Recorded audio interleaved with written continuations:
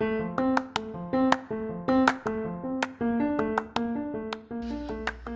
guys, Jake Steele. Thanks for being here. Yeah, I guess this is episode 1 of Iron and Steel as a podcast. So, yeah, I'm just winging it and we'll see how it goes. But I thank you for being here. So, I think that a majority of what's going to make up Iron and Steel as a podcast is going to be essentially me reading aloud stories that I've written and published already. Probably a majority will come from my website, which is ironandsteel.com. And maybe we'll do some other stuff and some interviews with some guys in the future. But for now, I think the basic premise is going to be essentially me reading stories that have already been written and published, and we'll see how that goes. So there's 30 or 40 articles on ironandsteel.com to choose from currently at the time that I'm recording this. So I'm just going to start picking them at random and reading them aloud, and then that way, you know, you guys that don't really have the time to sit down and read through a big long article, I totally get it. So I'm just going to turn them all into podcasts, and you can listen, you know, when you have time. So yeah, for episode 1, I chose a car that's really important to me. It's a car that I own, and I wrote a story about how it came to be in my possession. The story is called Estate Sale. It's on ironandsteel.com. This is a 1936 Ford 3-window coupe that I ended up buying from an estate sale in like the middle of nowhere, Idaho. So it's kind of an interesting story, the way it happened and the way it played out. But yeah, if you're interested, keep listening, and I'll tell you exactly how it went down. Thanks so much for being here.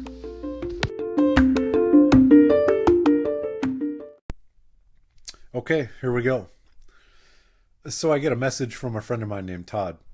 Now, I've never actually met Todd before in person. I've only communicated with him via Instagram and text, but Todd's a great dude. He lives down in Southern California, and he finds a lot of bitchin' old cars. So he buys them and sells them, and he's just sort of always running into something cool or getting into something cool. So occasionally Todd sends me links to things that he thinks may be of interest to me, things that are for sale in my area. And he knew I was looking for a 36 3-window coupe. And in this case, he was nice enough to send me a link to an ad for, you guessed it, an estate sale in a small town called Weiser, Idaho. Now, I don't know how he spotted this ad to begin with, but if a guy looked it over really carefully, he would notice an exciting little blip of info buried in the description of otherwise just sort of generic household wares. Not only was the mention small, but it was also incorrect. At the very bottom of the long list of offerings, it said simply 35 Ford Coupe. Now, and actually, as a side note, I think I remember that it actually had a question mark. Like it said 35 Ford Coupe. Like they had no clue. So anyway, that didn't match up with the small grainy photo that they half-heartedly included in the ad, though. Nope. From the photo, I could tell it was a 36. Now, the listing did include an address and a phone number. I mapped the address out first. It was about 7 hours away. Next, I made a phone call to the number in the reply section to see what was what. I figured the car was probably spoken for, but you never know. On the other end of the line, a nice lady named Grace answered the phone. She was really nice, but I could tell she was a little overwhelmed. She, along with other members of the family, had made her way from out of state to her father's house in the middle of Idaho to settle his estate after he passed. It was a sizable collection of things that needed to be dealt with, and to her, I could tell this car was just one more of those things. She made it clear right off the bat that she didn't know anything about this car. She suggested I speak to one of her brothers and passed the phone over to him. He said, "Hi, what do you want to know about the 34? Okay, is there anybody else? Yeah. So I get the next guy. The next guy says, hey, this is Bob. What do you want to know about the 37 coupe? Jesus. A third guy. Yeah, hey, so what do you want to know about this Roadster? Fuck, these guys literally didn't know shit about anything. The only thing they did know was that the car was worth some money. Of course, they didn't want to say what they wanted for it, just that I should, quote, Make a serious offer. Right. I asked to speak to Grace again since she was the most helpful of the bunch and it was pretty obvious that she was running the show. I said, Grace, your dad's car is a 36 three-window coupe. I'd like to buy it from you. How much is it? Now, I could tell she had already been through the paces with this car. She was already, by the time I talked to her, pretty sick of dealing with it. So she began to tell me about all the yokels and all the buzzards that were there locally circling around it, trying to buy it essentially for nothing. So she may not have been a car person, but she was no pushover either. She knew the coupe had some value to it, but after so many people feeding her all these lines, she really had no clue what its actual value was. So, citing the fact that I was literally hundreds of miles away, I asked if she could text me some additional photos. Within a few minutes, she sent me over a whole bunch of pictures, and what I found looked like really a nice car. I called back, and I asked a couple more basic questions. This was sort of a mistake as it just meant that I had to be passed around to every family member again. And surprisingly or not, none of them seemed to know anything more about anything at all than they had the first time I talked to them. So again, I said, can I speak to Grace again, please? I figured it was time to just cut to the chase and get right down to it. So I get Grace back on the phone and I say, well, how much is the car? Now, by this time, we were several phone calls, a few dozen text messages, a bunch of photos, and really a couple of hours deep into this process. I had built a little rapport with her, and I was hoping to use that to cut to the chase, but it didn't work. She said, Jake, I'm sorry, but you're just going to have to make an offer. Great. So, sight unseen, and off of just a few photos and the assurances of a half a dozen know-nothing know-it-alls a state away, I took my shot. I said, Grace, I'll pay $15,000 for it. Now, that may seem like a low offer, but you need to understand, nobody knew anything about this car at all. I had pictures of it, but, you can't tell just from pictures. Nobody knew any of the history about it. Nobody knew when the last time it ran, and it was a long ways away. So all of that, coupled with the relationship that I thought I had built with Grace throughout this process, it made it seem like maybe that was a good jumping off point. Grace said, hang on, Jake. I could hear her pulling the phone off to the side to address the other family members who were quite obviously crowded around her and probably waiting for an update on when they could count on booking their tropical vacations with the net proceeds from this gigantic car sale. She said, he said $15,000. Now, immediately, the room absolutely exploded into an uproar in the background. Scoffs, boos, hisses, all at once they erupted in protest. I think if I'd have been there in person, I'd have been tarred and feathered. Through the chaos, a voice more prominent than the others said, hang up on that fucking guy. Grace came back onto the line. Yeah, that's not going to work for us, Jake. No shit, I could tell.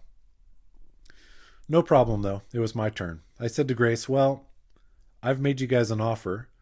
Now it's your turn to come back at me with a counter offer. Something that makes a little bit more sense for you guys.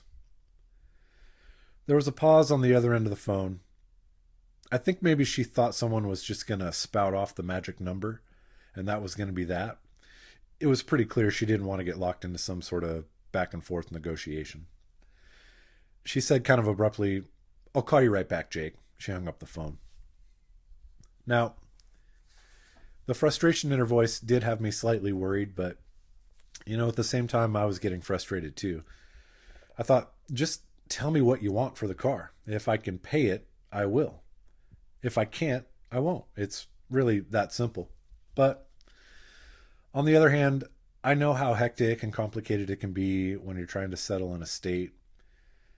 Not to mention dealing with all the family members at once and all their differing personalities and differing opinions about value. I know it can be a lot. I understood that. On the other hand, I wanted to buy this fucking car. So my phone lit up one more time. I didn't even give it a chance to ring, though. Hi, Grace. She got right to the point, thank God. Jake, a couple of the family members will buy this car together from the estate for $20,000 just to keep it in the family. If you think you want it, you'll need to pay more than that. Well, that was almost an answer, and it was close enough for me. So I said, okay, if I leave early in the morning, I can be there by noon. I'll bring with me $21,000 in cash. If I do that, will you sell me that car? Now, the pause was probably 2 or 3 seconds, but it felt like forever. But finally, she said kind of flatly, yes, I will. I left early in the morning. I didn't have a trailer or access to one on such short notice, so I planned to rent a U-Haul in Weiser, Idaho to drag this car home with. It seemed like a simple enough plan. It wasn't, and we'll get to that here in just a little bit, but yeah. So after about 7 hours, several hundred miles, I finally pulled into the driveway of this absolutely palatial house on the top of this mountain, essentially. I could see this place for a good 10 minutes as I wound up the side of this hill to get there. It was the only house around, had a beautiful view, and it was essentially a mansion. It was gorgeous. I pull in, and there's the car. The family had pushed it outside, and it looked great in the noon sun. I approach it, and there's 2 guys circling it, checking it out. I walk up, put my hand on the door handle, and right away this old fucker barks at me.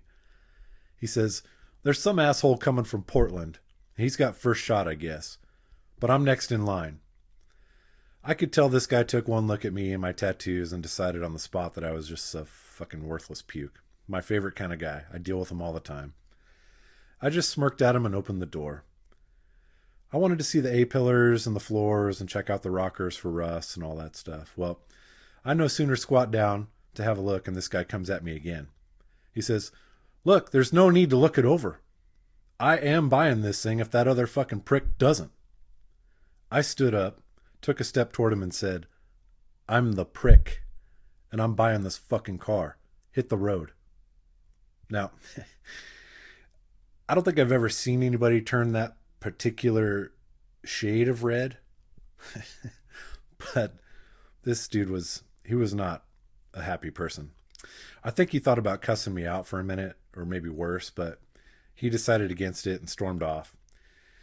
I didn't give a shit about that guy. I was too pumped about this car, and I just wanted to get the deal done. So ultimately, a side note, that guy sat in his truck for like literally the whole day while I got my trailer and did all this stuff that I'm about to tell you about. But he sat in his truck and waited until that car was on the trailer, strapped down, and I was pulling out. He really wanted to make sure that it was, in fact, sold. So, yeah, it was. You fucking dick. Anyway. There were quite a few people milling around, and I'm looking for somebody that looks like maybe they know what's going on. Those type of people seem to be in short supply here. Finally, I find a guy that looks like maybe he's part of the sale. I ask if he knows where Grace is. This guy just points at the house and keeps walking. I go to the house, and I find Grace. She's acting as cashier for all these people that are in the house scrambling to buy these worthless trinkets from her dead father. I plop down the money and I make a little small talk as she counts it. She's clearly worn out and ready to be done with this whole estate sale thing, but she's pleasant toward me and seems to be relieved that the car portion is at least over with. She says, "I didn't expect that many people to want this car." I did my best to act surprised too. She went on, "There's a guy here now that was here first thing this morning. He's been here all day. He actually offered more money than you did, but I told him you had first shot at it." I said, "Yeah, I think I might have met that guy." Title in hand, I headed back into town to retrieve the U-Haul trailer that I had reserved online the day before. Now, I don't know if you've had the pleasure of doing this in an insanely small town or not, but I had, and I knew a little of what to expect. Basically, These places advertise online as being U-Haul facilities, but in reality, most of them are just small repair shops or parts stores or whatever that happen to be U-Haul dealers also. Most of them rent something out once every month or two, and not one of the employees there ever seems to have ever done it before. It's always a mess. You usually have the guy that's smoking a cigarette, the glasses are at the tip of his nose, he's staring at the computer screen and pecking one key at a time and bitching about all the bullshit they make us do now while he tries to fill out the paperwork. You get it. It's a scene always. So I pull into this shop. There's U-Haul trailers parked in the back, so I know I'm in the right place. The only problem, it looks like it's closed. I go to the door, it's locked. I knock, nothing. So I'm walking around this place and I'm calling the number that's on the door. I can hear the phone ringing in the office on the other side of the wall from me. Nobody's picking it up. Finally, I decide I better call U-Haul. I just call the 1-800 number to try to get anybody in the world to try to maybe assist me. After a long, painful process of trying to explain what's going on, what I'm trying to do, this U-Haul lady says, "Okay, well, let me see if I can get a hold of them." I said, "Great." So she puts me on hold. As I'm standing there, the phone starts ringing in the office of this building. It rings and rings and rings and rings. Funny, it rings for the exact amount of time that I'm on hold. Finally, the U-Haul lady comes back on the line and she says, yeah, they don't seem to be answering. Yeah, no shit. With nothing left to do but wait, I sat in my truck. Finally, after 45 minutes, this guy comes waddling up to the door. I have no clue where he came from. He just sort of materialized. He walks up, keys happily jingling as he looks for the right one to unlock the door. He looks at me kind of startled and he says, "Can I help you?" I said, "Yeah. Yeah, you can." So we get inside and I explain that I have a trailer reserved. Right away he cuts me off and he says, kind of what I expected to hear, "I have no clue how to do any of that crap." And then he goes on to tell me that I'll have to wait for the, quote, girls to get back from lunch. Fine. So we wait. About 20 minutes later, the girls show up. They're clearly mother and daughter. Both are smoking big, long cigarettes and carrying an approximately 1,000 ounce big gulp cup full of, I don't know, probably Mountain Dew. They both have the biggest, most bedazzled purses I've ever seen, full of bullshit, I guess. I have no idea what could they even could be. I have no clue what's in these purses, but they're enormous. And jewels all over them.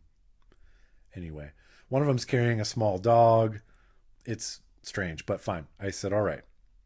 Looks like we're all here. Let's make something happen. The younger of the two girls goes to the desk to try to help me with the paperwork, and the older one goes into an office just behind and sets her dog down. Now, this is some kind of Chihuahua mix. It's probably 50 years old. It smells like it hasn't had a bath in 49 of those years. And through the entire process, this dog stands in the doorway of the office and barks. Barks and barks and barks. Not at anything in particular. It just fucking barks nonstop. Fine with me. I just want the trailer. So as the dog barks and the lady cusses at the computer monitor, this question pops into my head. It occurs to me, I don't know how Weezer, the town that I had never heard of before but was now in, was pronounced. And when I say that, what I mean is it's spelled Weiser. So I'm thinking, am I saying it right? Is it Weezer? Is it Weiser? Is it something I'm not even thinking of? So I blurt out, "Say, I was just wondering, is it pronounced Weezer or is it Weiser?" All at once, literally everyone in the building stopped what they were doing and looked at me. It got quiet, completely quiet. I think even the dog stopped barking. Nobody said anything for a painfully long time. They just stared at me. Finally, from the back office, the older woman says, "It's Weezer if you live here, but it's wiser that you don't."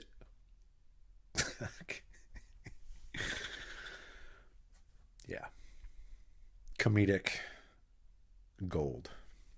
So we get through that. Finally, I meet the guy in the back where the trailers are to go hitch up the only car trailer that they have. So I hitch it up. I go to hook up the plug, and the plug is broken. Now I can see this guy's face as he realizes this, and immediately he starts to say, "Ah, boy, I don't know if we can rent this trailer out with that plug broken. You won't have lights." Now, there was absolutely no way that I was going to leave that place without that trailer. Honestly, I probably would have fucking stabbed that guy and ran off with that trailer before I left without it and without my car. So, but rather than lead off with an assault, I decided, hey, maybe I'll just reason with this guy. So I said, "Listen, it's no problem. I'll stop in town. I'll buy a plug. I'll install it. I'll take care of it. It's really no big deal. I'll handle it. No problem." Now, was that a clear break in some sort of U-Haul trailer renting protocol? Yeah, I'm sure. But I could tell the idea that this guy wouldn't have to do anything himself, I could tell that was pretty appealing to him. So pretty soon, I think the urge to get back to his Big Gulp and his Kid Rock CD that he left blaring in the shop or whatever the fuck he was doing won over. And he said, "You know what? You stop in town and get a plug for it." "No problem." I said, "Yeah, sounds great. Thank you." I make it back to the car in about 2 hours and back the trailer up to it. There are even more people there now. Some folks are milling around the car, and for some reason the door's open. Two of the brothers are standing there talking to a guy about the car, and everybody's just sort of watching me get the ramps out and set them up on the trailer. I keep expecting one of these guys is going to offer to help me, but nobody does. Everyone just kind of stands there and watches. So they watch me get the ramps out. They watch me get a come along out. They watch me hook it to the trailer, pull the cable out, hook the cable to the car. They just watch. And they stood there and watched while I wenched that thing onto the trailer by hand, inch by inch by inch. Like, no offer to help, nothing. I mean, never mind that any two of us could have just pushed this car onto the trailer in 14 seconds and we'd have been done with it. But whatever. I didn't care. I just wanted to load up my car and get back on the road and make it home before dark because, after all, my U-Haul trailer didn't have any lights. The trip back was long, but thankfully uneventful. I rolled in just as the sun was setting. My first stop wasn't even home. It was my friend Robbie's house. I had been in contact with him all day, and he was excited to see the car. We rolled it off the trailer just as it got dark and looked it over. I honestly just couldn't believe I was able to put this deal together and load it up and bring it home. It was one of the best days of my hot rod career, if you can call it that. The next day, I put fluid in the master cylinder and the brakes pumped right up. I put a battery in it, some fresh fuel, primed the carburetor. Then I turned the key, flipped the switch, crossed my fingers, and hit the start button. After 5 revolutions or so, it fired right up. Unreal. I put it in gear, rolled forward, and hit the brakes. They felt great. Then I went a little further, did the same thing. Then I tried reverse. Man, it felt great and ran awesome. Time for a trip around the block. Now, anybody that's ever built or bought a car that they've been wanting for a long time, they know how exciting that first drive is. There's nothing quite like that feeling. It's a combination of excitement and fear of not knowing if you're going to make it back under your own power or if you're going to be pushing that fucking thing back or what. But it drove great. And as I pulled back into the driveway, I couldn't help but think how ironic and strange it was that yesterday I hadn't even known hardly anything about this car at all. I barely knew it existed. And today I knew it would be a part of my life forever. And it started with a text and an estate sale. Thanks for listening.